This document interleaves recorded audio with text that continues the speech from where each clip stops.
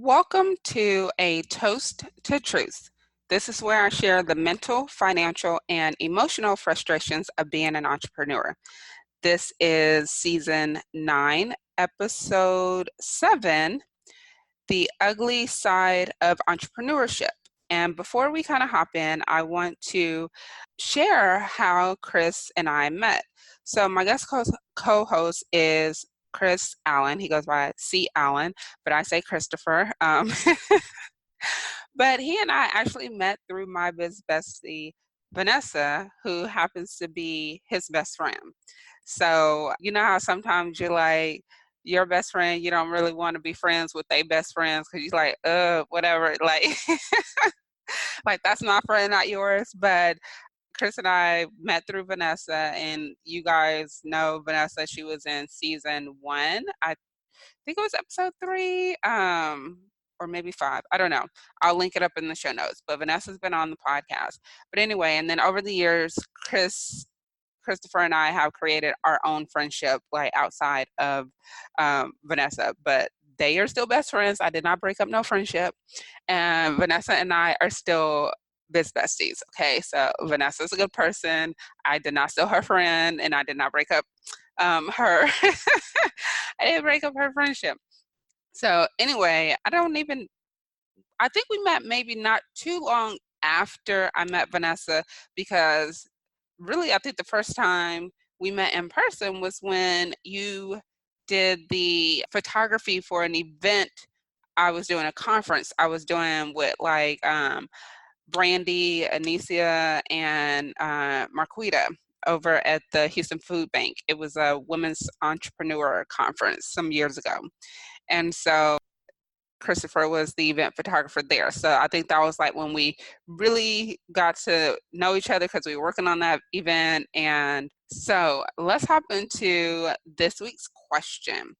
So the question is, what was the most surprising reality you experienced? So I'm going to let Christopher go first, and then I'll answer. Well, I think that's a really good question. And also, thank you for having me on your podcast. I really appreciate it. That is, like I said, that's a good question. One of the things that I discovered in starting my business and entrepreneurship, because people who start their businesses, you are choosing to not go the way that the traditional way of a 9 to 5 job, right? You're choosing your own way. But the thing that I learned the hardest over and over is that I bump into a wall, and it still takes a lot of work to start your business. Just because you have a great idea doesn't mean people are going to flock to it.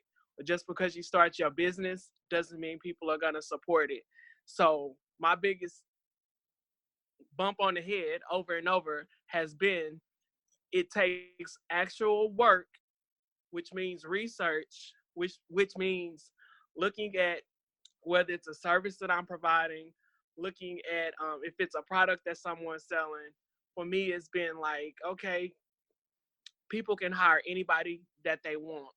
Why would they hire me? What's different about me? And it's not just hey, I'm cool with Chris. Everybody likes me. Everybody knows me. No, because once you start introducing price and cost, people are looking for, you know, they're looking to hire you, but for different reasons and at different costs. So for me, that's my answer, is actually putting in the work and not just starting something and expecting everybody to give you that business just because of a personal relationship. Well, I was going to say that. No, I wasn't. But what surprised me is how middle school entrepreneurship is. And by middle school, I mean the attitudes, the behaviors that this is my friend, or this is my thing, or this is my whatever, or they want you to help them. But as soon as you ask for some help because they either have their expertise or you just need them, then all of a sudden they want to come back on you. So it's very petty. That's what I have encountered. Now, I've encountered the other side as well, of some very extremely supportive people. Most of them have been on this podcast, people who've supported me over the years.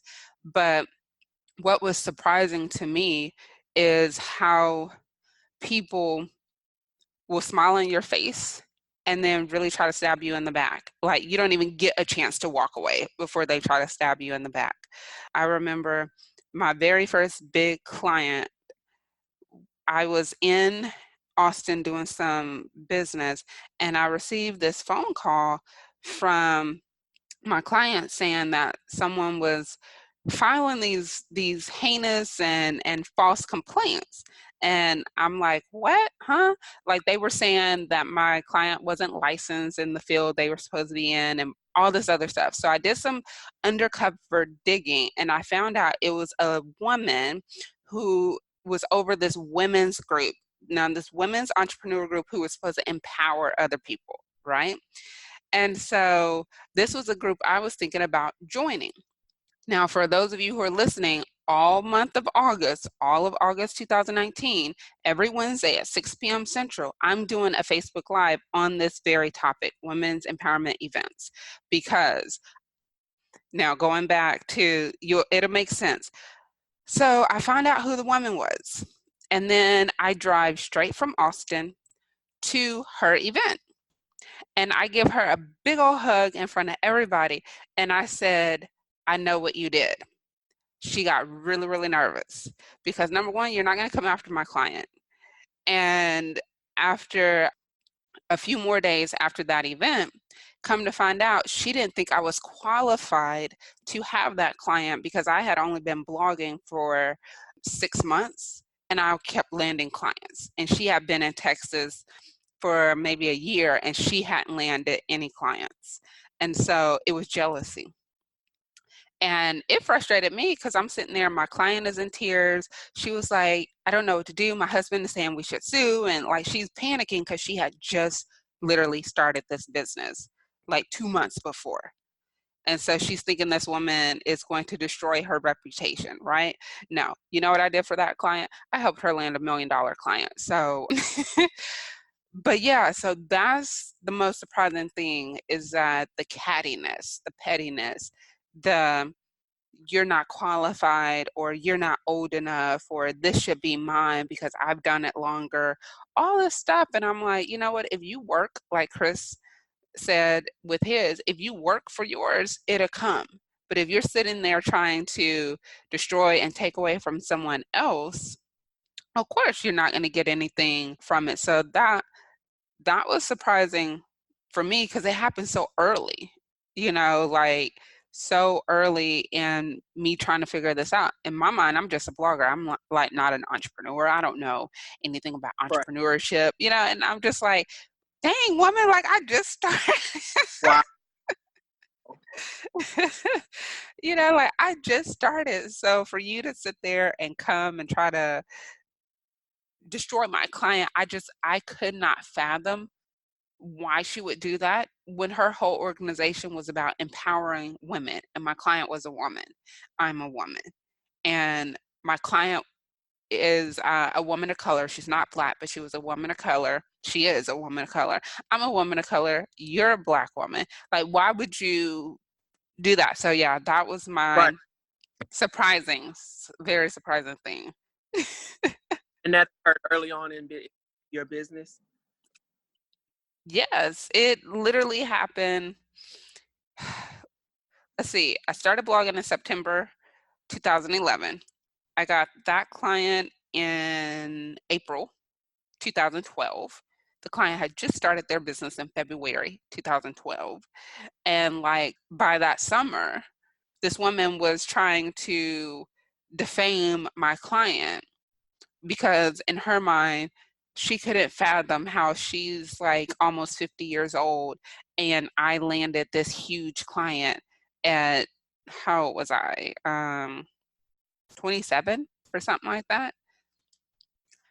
She posted an ad on Craigslist looking for an employee. I said, hey, I can do this without being your employee. I did it. We worked very well together. We've continued to work over the years. So I'm sitting here like, I sent an email. Like you could have sent an email. You could have found a client and sent an email. But her nastiness was just, it was so shocking to me because I literally had to call my mom. I was like, I don't even know what to do. Like, what is this woman? What is her problem? Like, why? Right. Right. Because, for the longest, she kept saying, like, trying to be nice to me because I was like the youngest. Like, everybody else is kind of 40-ish and up, right? Who were trying to create this Houston chapter of her organization. I'm in my 20s. So I'm literally about 15 years younger on average than the rest of the group. So I'm looking at all these women to help me to tell me what to do. Lo and behold, she's up here stabbing me in the back because I'm doing better than her. And I think that's crazy because when you first start your business and you are an entrepreneur, you're excited. When you Hmm. start excited, we do not expect something out the blue to come attack us or our clients. That's like something that we don't think about when we first start. We still high off of what's about to happen or the good stories that come from starting our business. Yeah, we all think we're going to be a billionaire. Hey, my life is over. Right? Like we all have these high hopes and stuff.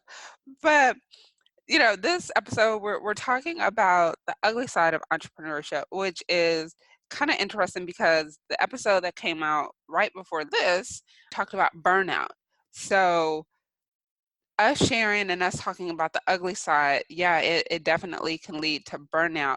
But, Christopher is a photographer and you're kind of behind the scenes and people forget that you're there. What are some things that you've seen that people don't think you pay attention to or that you notice that's kind of shocked you in regards to how some entrepreneurs interact with other people? Wow, that's a good question too. Because you're right. As a photographer, I live a life behind the camera. I do a lot of people watching at events. One thing that I see, and it always trips me out, is when I see people talk about other people or I watch facial expressions. And there's a lot of people that are preaching, that are hosting empowerment events and women empowerment, but behind the scenes, some of these people are really ugly, catty. And to me, that's not authentic, but that's what I see. But guess what? When the camera's on, everyone's smiling, like everybody's happy and best friends. And I don't know if that'll last. It I may. was gonna say everybody but me because y'all know I cannot fake liking somebody. Like, I just wonder, after a while, your real character reveals itself. So it's usually like a matter of time. And people, it's a big city with millions of people in the city, but it's a small city in circles and things like that. So you tend to see some of the same people. Um, I just feel I like need you to say that again because I don't think people get how small Houston is in regards of knowing people. Like people can know you and never have met you based on what they've heard about you, based on what other people right, have said about you, you know? true. They form their opinions without even meeting you, and Hmm. that's something that human beings tend to do. You can't stop that from happening. But me, I have a privilege of I'm really low key and quiet. I've been behind the camera, but I've been in a lot of rooms. I've seen a lot. I actually feel like I've taken pictures of everybody at events at least once. That's just how I feel because of the small circles and some similar events and stuff like that. So, like how you are, it'll get around. Like, you know what I mean? Um, some people are just like be who you are 24/7. Be yourself. I so agree with that. Like, how I am online, that's how I am offline. You're not going to see me go into a room and pretend to like everybody. You're not going to see me go into a room and talk to everybody. If I tell you I'm an introvert in person. Like, I'm going to go in the room. If I see Right. somebody I know, I'm going to say hi to them or whatever. But my personality is not old school. It's not, I'm going to speak to everybody in the room. I don't believe in that. That's a whole different conversation right there. But I feel a lot of people put on a show because they're trying to land a client or they're trying to get money or they're trying to get on somebody's speaking platform or whatever they're trying to do. But the thing is, people adore you more for who you are, whether it's like I'm rough around the edges. Like, Christopher, we've had this conversation earlier this year. I'm rough around the edges. I say what's on my mind. I am working on not cut. Well, I haven't cussed anybody out this year at this recording, so that's a good thing for everybody. But I'm not one to pretend or to sugarcoat. I just don't see the point, because everybody else around you is sugarcoating, and then you're swimming and thriving in mediocrity. But then you want to be on the level of someone else who's doing things that you want to do. They're not on mediocrity level. They're excellent. They're exceptional. They're doing things you're not thinking about. They're doing the work, like Christopher said earlier. They're doing the work that no one sees. Like some people are like, how did you get that? How do you get that? I've sent out 1,000 emails in 1 week just to get my name in front of people. That was work. Okay. To first, you got to find the emails. Second, you got to craft what you're going to say. Third, you have to send the emails, and then you can't send too many. Well, at least I can't send too many at one time on my email account. So I had to section them off by, this many today, this many on Tuesday, this many on Wednesday. Then you have to follow up. Then you have to see the ones that bounce back because that email no longer works. So you have to scratch it off your list. That's stuff people don't see. And then guess what? You may only get a handful of responses. Right. But that's what happens, in entrepreneurship. Right. It's not glamorous. It's not a tweetable moment. It's not a Facebook or Instagrammable moment. It's actual work. And it's not hard. Well, for me, it's not hard work because I'm very organized. I'm a type A person. I'm very efficient, but you have to be consistent and you have to be determined. I was talking to someone earlier, and they were not on this podcast or whatever, just talking to someone in general. And I'm like, how often do you tell people that what you do online? Like, how often do you post it? How often do you say it? And they couldn't think of it. I said, how often do you think they were like, we see it all the time. But I'm not technically posting what I do online all the time. But the consistency of me saying, I'm a paid event blogger. This is the service that I offer. This is how I can help you. The message may be changed a little, the wording, but the message is still there to the point that people think I'm sharing it all the time. In reality, I'm not. That is what a lot of people they don't see, they don't understand. You can't say you're a blogger. You can't say I'm a photographer. You can't say I own a shoe company and you post it at the beginning and then you never post what you do. I'm gonna forget. Like somebody on Facebook was looking for a travel agent and I couldn't remember the name. Like I could see the woman's face, but I couldn't remember her Right. name to tag her to give her the lead. Right, right.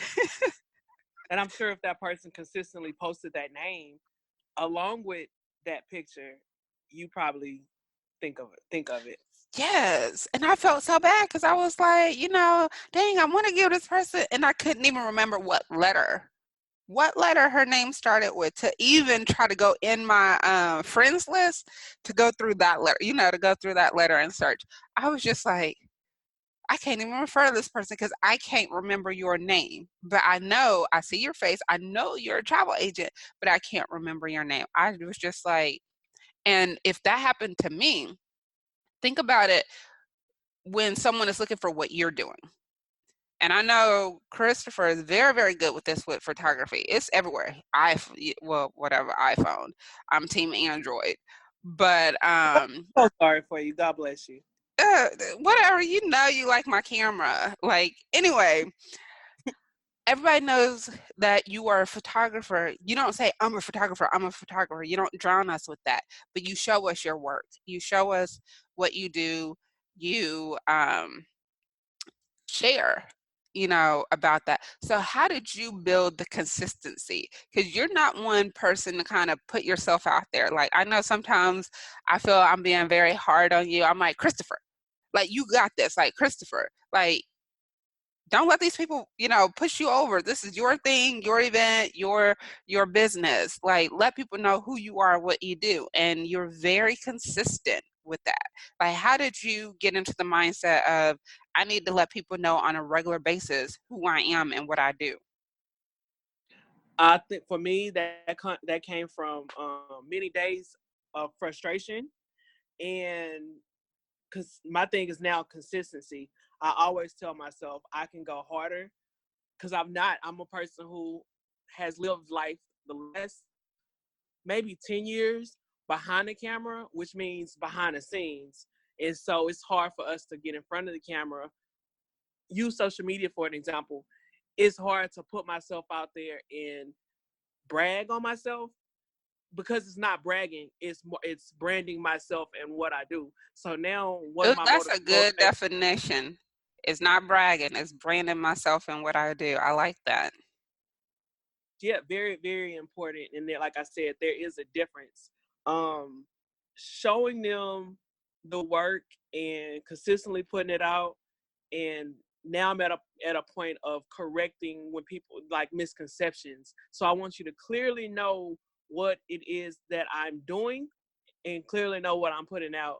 And so again, my motivation is I want you to get it right. So people still tag me in services that I don't provide because I feel like it's on me to clarify that and put out the right message. So, and usually when I correct them, they'll say, "Oh, I did not know that you didn't shoot weddings, or I didn't know that you wasn't this type of photographer." And the only way they can know that is if I put out what it is that I offer and what I'm doing. Because people will create a story if there's no story there for them to read or to know about. Um, yeah, because you're very specific on the type of photography you do. It was something I asked him. He was like, "No." I was like, "Okay, never mind." And Like, never coming from mind. because in business is different from your personal life. I'm coming from I want to solve your problem. But Hmm. listen, if I don't specialize in solving that type of problem and it doesn't fit into my business, I need to learn from Vernetta and say, no, I don't do that, or no, because explaining it takes up too much time and it's a waste of time. Just say yay or nay, I can do that. Versus, I think I can do that and end up taking your money and then not doing the best job that represents me because that's not what I do best. And I think a lot of people in different industries, they take on work because of the money and they look at it like a payday, but it's not the best representation of your work because that's not what you specialize in. Does that make sense? It does, because photography is such a wide range of things. Blogging is such a wide range of things. Consulting is such a wide range of things. So you do want to narrow in on your zone of genius or your interests. Like, I like events. I know is such an oxymoron being an introvert and I like events, but I don't really like being around people. How does That this is work? funny.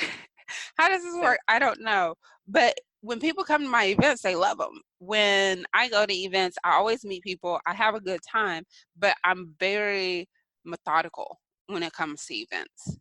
So I know I can maximize my energy while I'm there. Now, I could blog about natural hair. I have been natural since 2002. What is this, 2019? What's that, 17 years? And some of these people just popped up natural 2 years ago with YouTube channels trying to tell you to put egg in your hair or whatever. Like, but that's not my interest. That's not something I wanted to learn. That's not something mm, I felt I would want to do long term. I could have talked about education. I did that for 11 years. I could have talked about education policy, classroom management, because my classroom was always well behaved because I have very, very good very good classroom management practices in there. I didn't want to talk about education. I do talk about it on occasion.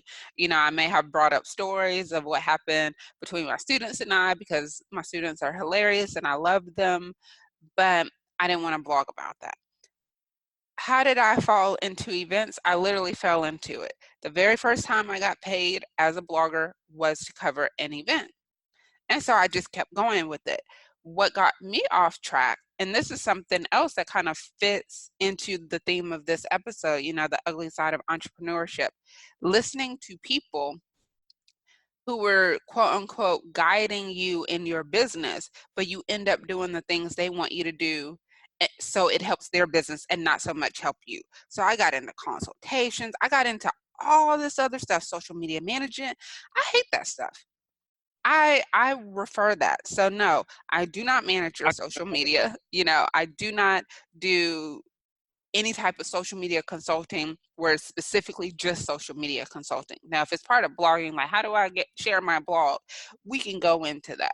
How do I share my podcast? We can go into that. But if it's just, I want you to create a whole strategy for Instagram or Facebook. No, I'm not going to do that. So I know I've gotten off track and we've heard it over the seasons, but over the years, Christopher, as a photographer, because you've been doing this, what, 8 years, I believe, about that time? 8 years, 8, 9 years. Yeah. So have you ever felt that you were led off track because those people were quote unquote the expert?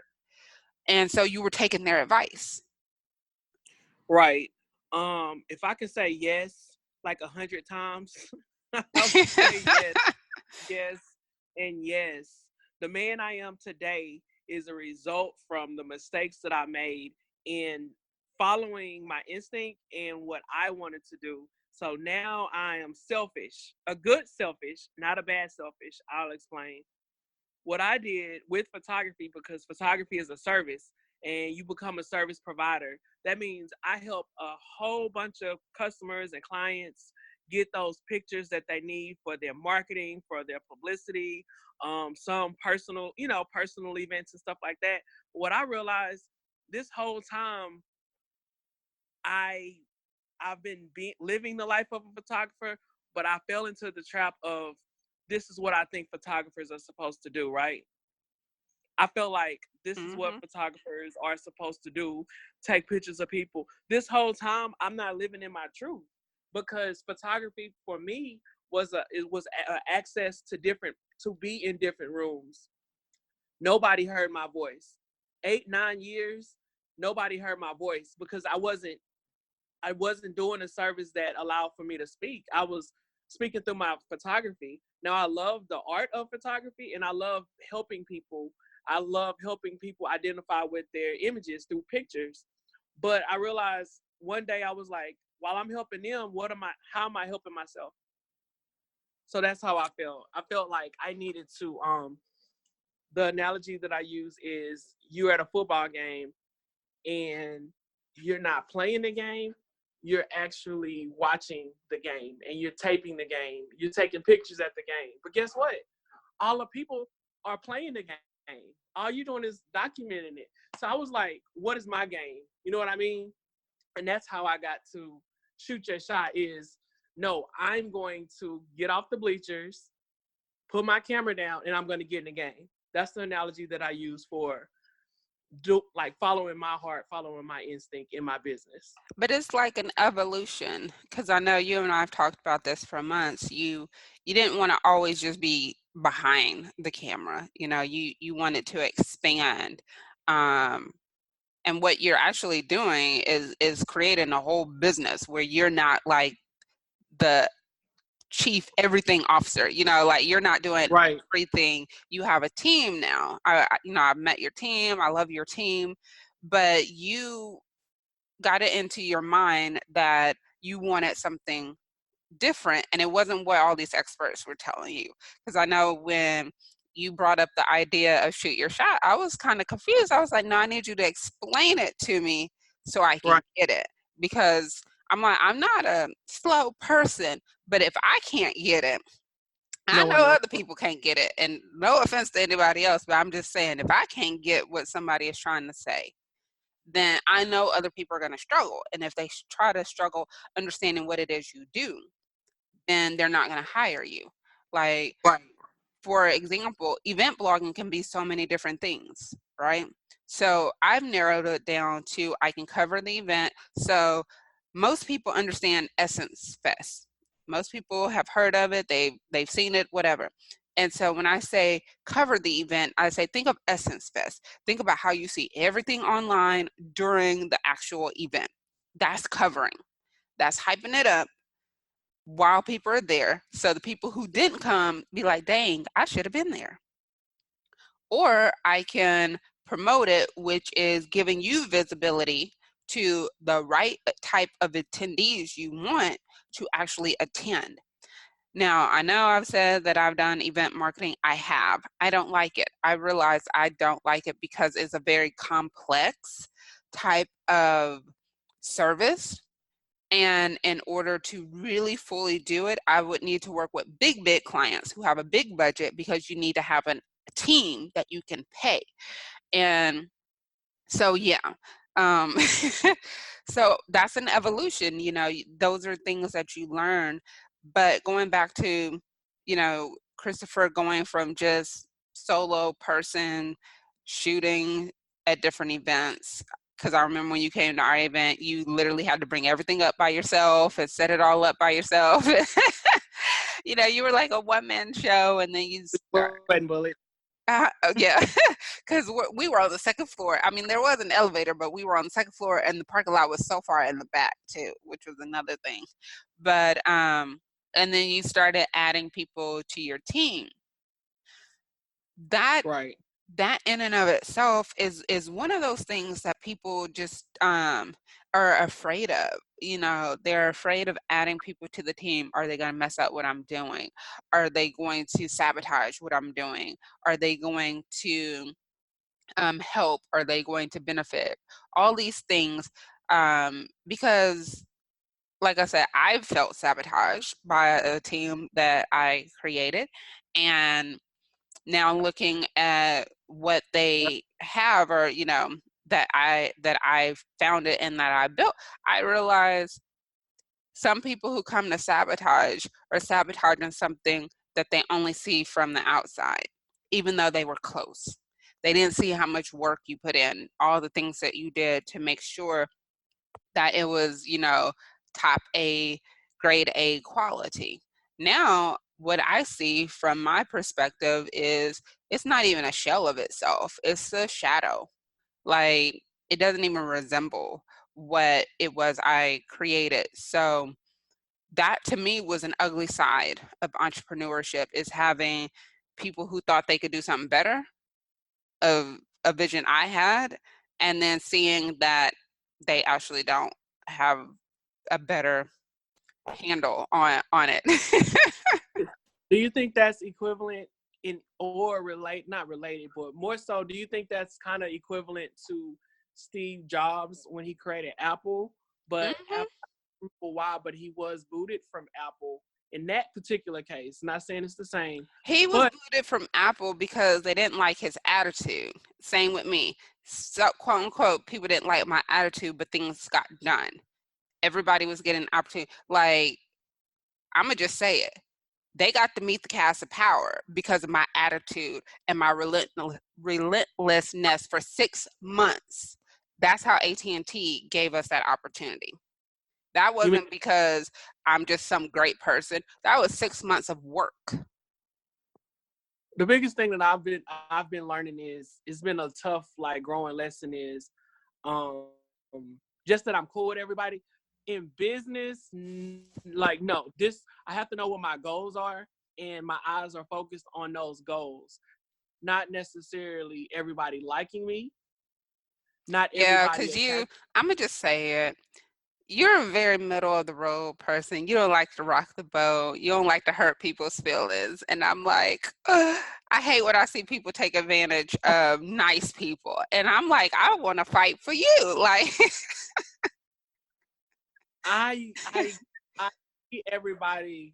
um I don't know the word that describes it, but I do believe in like when how people come at me, that's how I give the same energy back. Like I realize that I have some clients. I have some clients who are on the rise, right? And when you thinking what you putting out, everybody's gonna like. Then you realize some people look at you as different. You know what I mean? They Mm-hmm. have their own perspective of how they view you, and that's not something that we think about. We just want everybody to win. Like we want everybody to win, but as a leader, you gonna piss some people off, Every and that's day. a problem. Not your fault. Not your problem, because you're focused on your goals. So with that, we're going to take a quick break, and we'll take a quick sip, and then we'll be right back.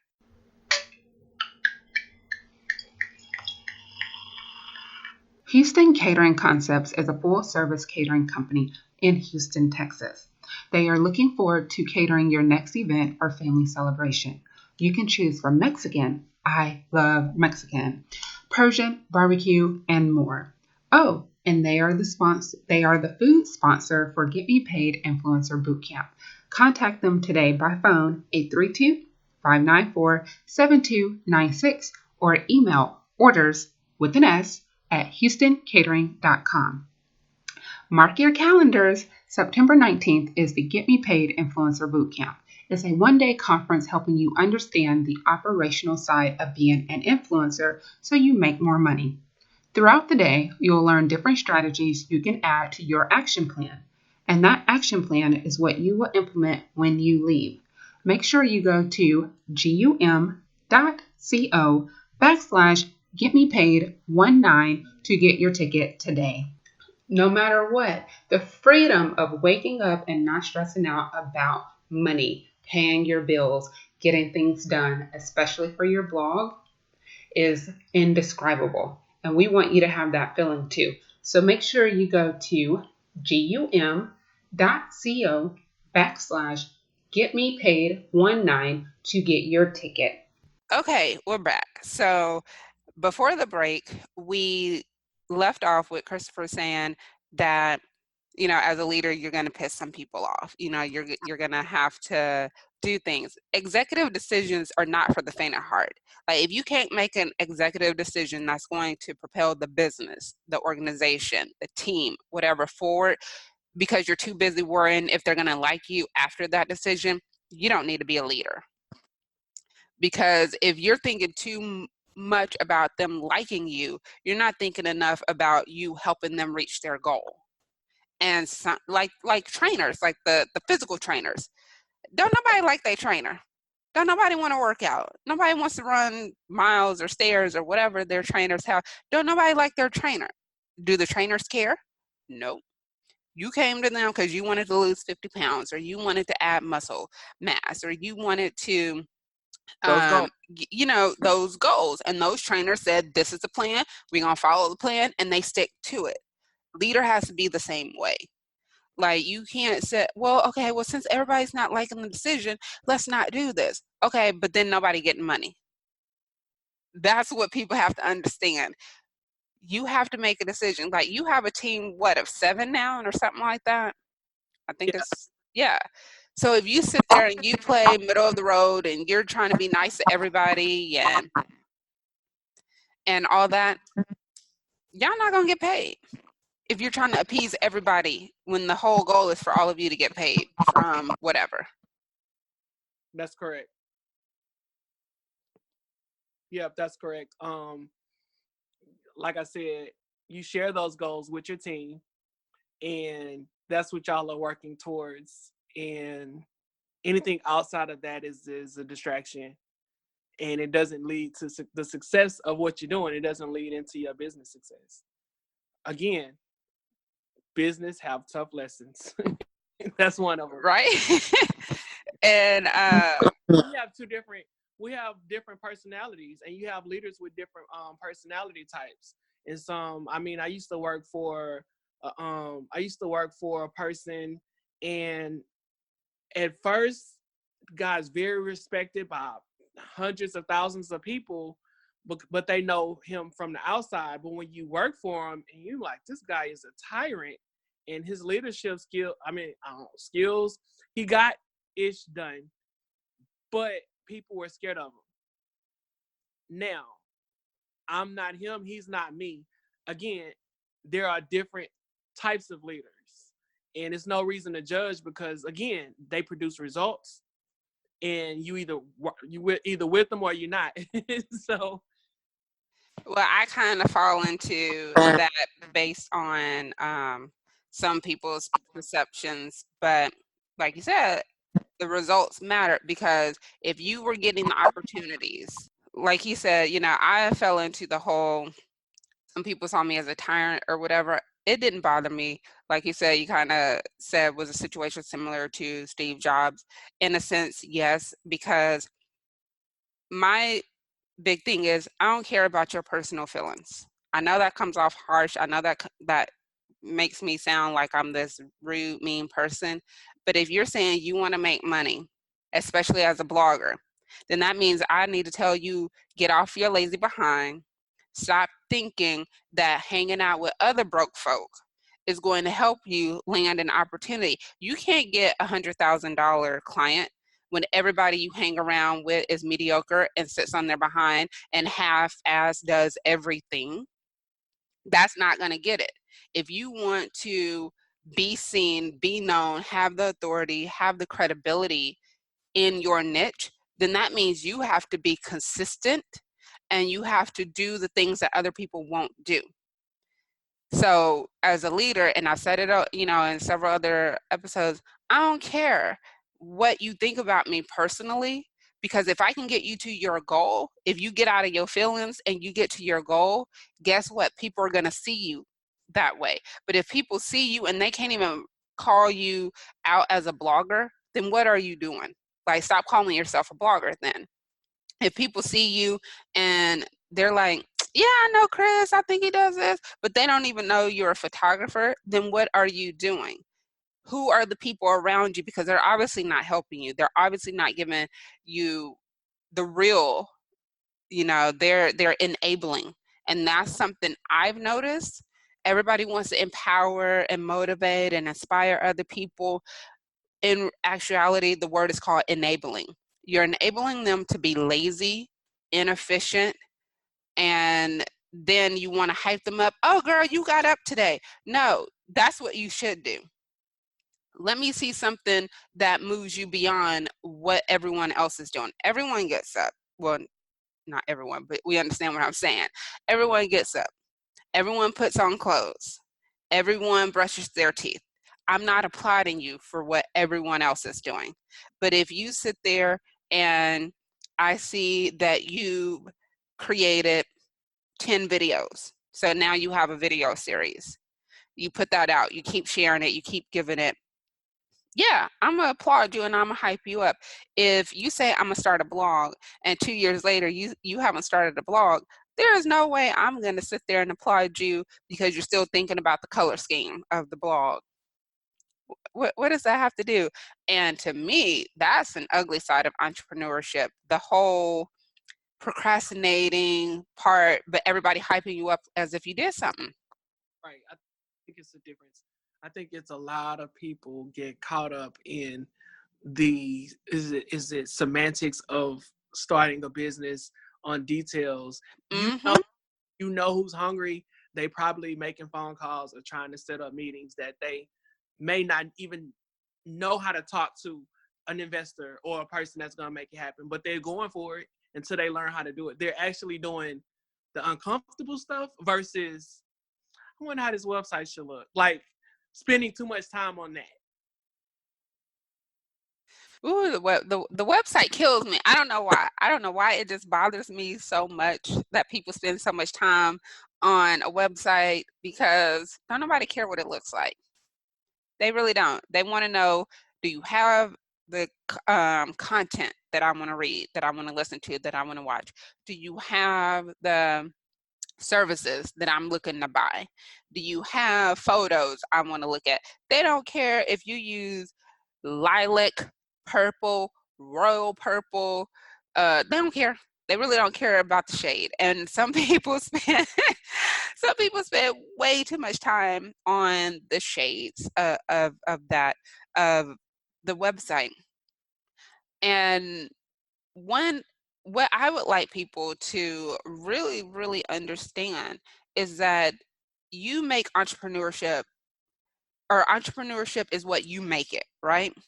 If you want to say entrepreneurship sucks, or you want to say that everybody around me is really not doing anything, it's because that's your collection of yeses. You said yes to hanging out with these people. You said yes to um, spending more time on the color scheme of your blog, or you spent more time going to Best Buy or going to Amazon.com, sitting there looking at different camera lenses instead of just picking one, going with that, seeing how it works, and then going to get another one, because if you want, I don't know how much cameras cost, but if you wanted this expensive camera you couldn't afford, then in my mind, common sense would say, well, get the lesser price one, go do some photography, save some money from each client you work with, and then you can go and get the higher price camera.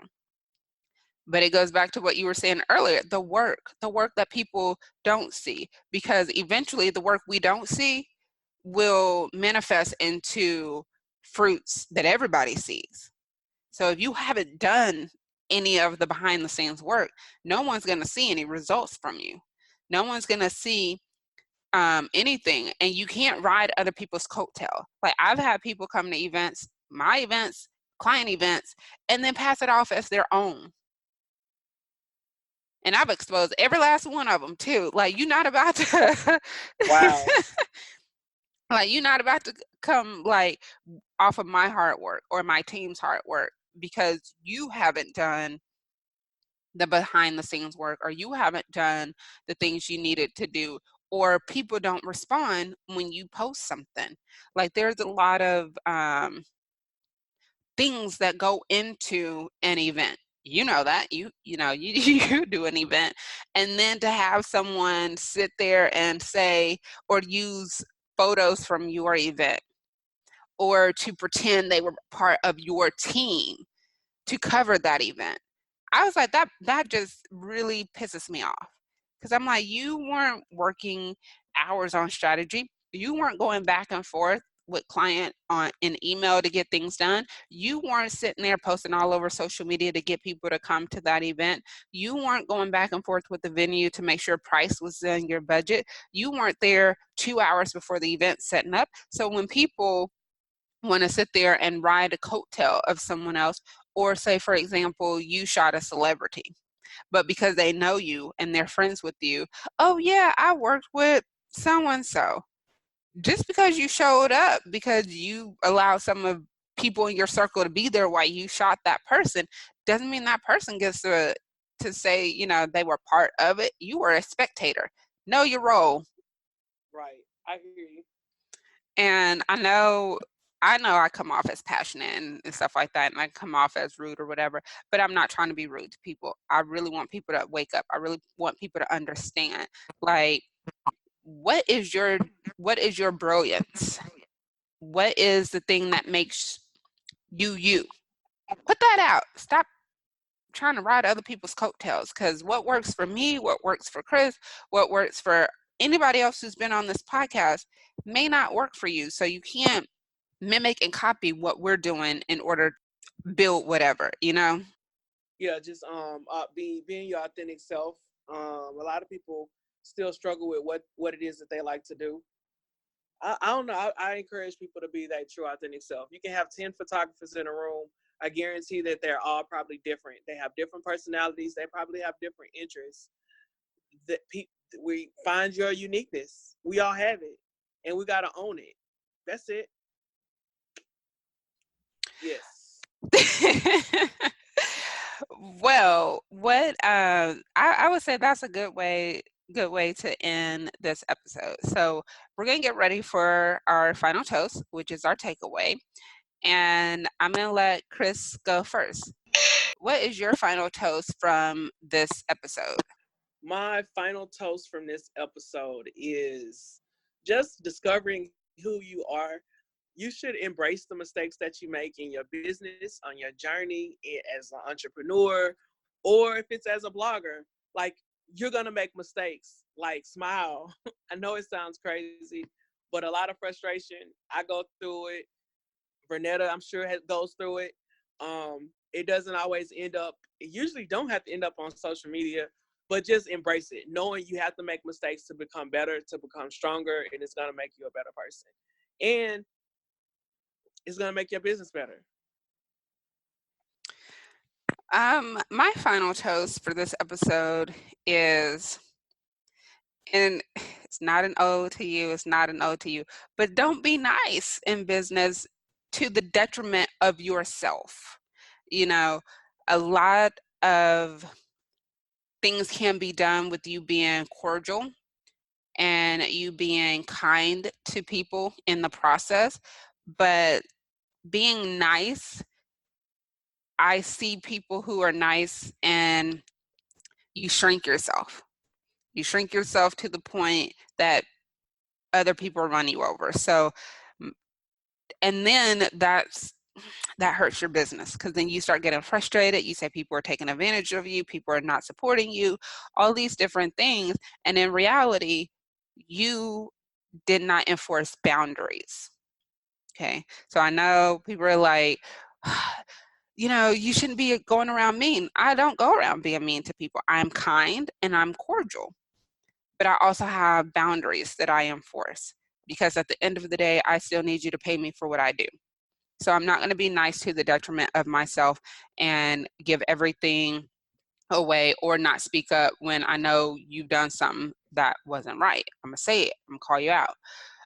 So anyway, we're going to end it there. This has been a Toast to Truth with me, Vernetta R. Freeney, and my guest co-host, C. Allen, aka Chris Allen. And this is season 9, episode 7. And we talked about the consequences and lessons that we've encountered over the years. So we will see you next week. Go to VernettaRFree.com for the show notes. Make sure you go to VernettaRFree.com /category /podcast.